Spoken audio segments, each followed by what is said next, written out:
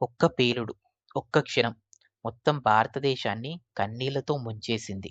మే 21 భారతదేశ చరిత్రలో ఎన్నటికీ మర్చిపోలేని ఒక రోజు. 1991వ సంవత్సరం. దేశంలో ఎన్నికల సందడి కొనసాగుతుంది. అప్పుడు భారత మాజీ ప్రధానమంత్రి రాజీవ్ గాంధీ గారు తమిళనాడులోని ఎన్నికల ప్రచారం కోసం వెళ్లారు. ప్రజలతో కలుస్తూ, నవ్వుతూ, అభిమానులను పలకరిస్తూ ముందుకు వెళ్తున్న సమయంలో ఎవరు ఊహించని ఒక దారుణం జరిగింది. ఒక ఆత్మాహుతి దాడి భారతదేశాన్ని షాక్‌కి గురిచేసింది. ఆ దాడిలో రాజీవ్ గాంధీ గారితో పాటు పలువురు అమాయకులు కూడా ప్రాణాలు కోల్పోయారు. ఆ రోజు దేశమంతా ఒక్కసారిగా నిశ్శబ్దమైపోయింది.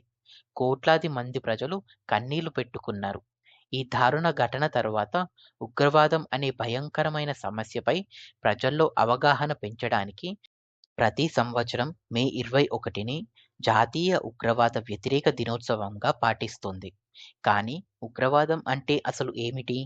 భయాన్ని సృష్టించడం, హింసతో ప్రజలను బెదిరించడం, నిరపరాధులను ప్రాణాలు తీసుకోవడం ఇవన్నీ ఉగ్రవాద లక్షణాలు. ఉగ్రవాదానికి మతం లేదు, జాతి లేదు, మానవత్వం కూడా లేదు. దాని లక్ష్యం ఒకటే భయం. కానీ ప్రతి చీకటి ఎదురుగా ఒక వెలుగు ఉంటుంది. మన భారత సైన్యం, పోలీసులు, భద్రతా దళాలు. వాళ్ళు ప్రతిరోజు మన కోసం తన ప్రాణాలను పణంగా పెడుతున్నారు. సరిహద్దులో మంచులో నిలబడి, నగరాల్లో ప్రమాదాలను అడ్డుకొని దేశాన్ని కాపాడుతున్నారు.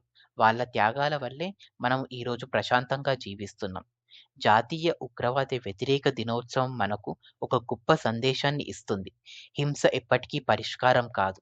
శాంతి, ప్రేమ, ఐక్యత ఇవే నిజమైన బలం. మన దేశం అనేక మతాలు, భాషలు, సంస్కృతులతో నిండిపోయి ఉంది. అయినా మనమందరం భారతీయులమే. ఐక్యతే భారతదేశ బలం. ఈరోజు మనమందరం ఒక ప్రతిజ్ఞ చేద్దాం. హింసను దూరం పెట్టాలి. ద్వేషాన్ని వ్యాప్తి చేయకూడదు. దేశ ఐక్యతను కాపాడాలి. ఉగ్రవాదానికి వ్యతిరేకంగా మనమందరం ఒక్కటిగా నిలవాలి. ఉగ్రవాదం భయాన్ని సృష్టించవచ్చు, కానీ భారతదేశం ధైర్యాన్ని సృష్టిస్తుంది. ఈ వీడియో గనుక మీకు నచ్చితే లైక్ చేయండి, షేర్ చేయండి మరియు సబ్స్క్రైబ్ చేయండి. ధన్యవాదాలు. జై హింద్.